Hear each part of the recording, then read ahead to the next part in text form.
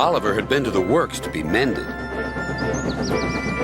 Some troublesome cars tricked him, and the Great Western engine fell into the turntable well. Now Oliver was as good as new, but he was still worried about cars. "I'd rather not use them," he puffed to himself. But the cars sang songs rude and loud. Scruffy, their leader, led the chorus.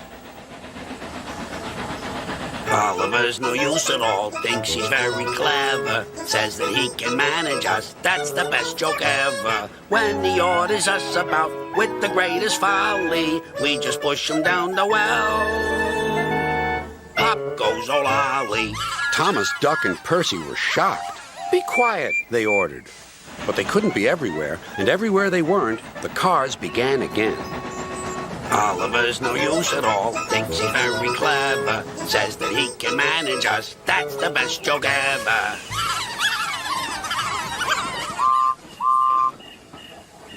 At last, the engines gave up.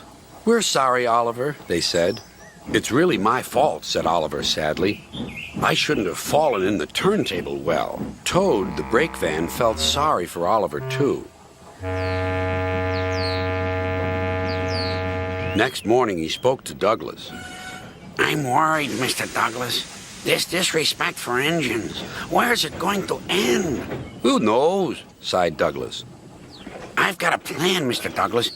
May I stay here today and help Mr. Oliver? We are both Great Western and must stand together." "Certainly, Toad," replied Douglas and puffed away. Soon Toad was explaining his plan. "Goodness gracious, Toad, I don't think you should suggest such a thing to Oliver." But Oliver interrupted. "No, Duck, Toad's right. It's really my fault. I must put this trouble right." "I meant no disrespect, you understand." "Of course not, Toad. Anyway, Driver says the same, and he's arranged it with the station master." "Very well, Oliver," conceded Duck, "but I must hurry. My passengers will be waiting. Good luck." "So long," smiled Oliver bravely, but he felt dreadfully nervous inside. Oliver marshaled the worst cars 2 by 2. "That's the way, Mr. Oliver," whispered Toad. "And if you leave that Scruffy till last, then you'll have him behind you, and you can bump him if he starts his nonsense."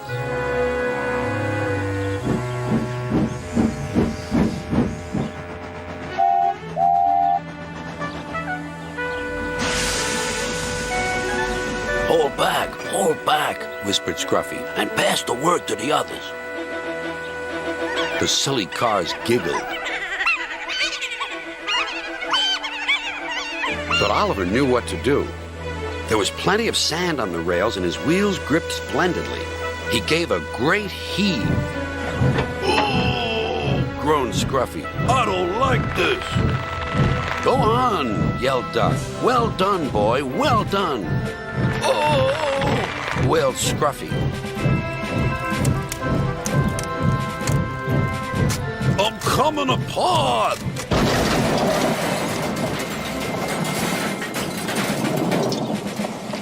And he did. Then there was trouble. "Well, Oliver, so you don't know your own strength, is that it?" No, sir," said Oliver nervously. Sir Topham Hatt inspected Scruffy. "As I thought. Rotten wood, rusty frames. Maybe if we put you back together, you'll earn yourself a better name."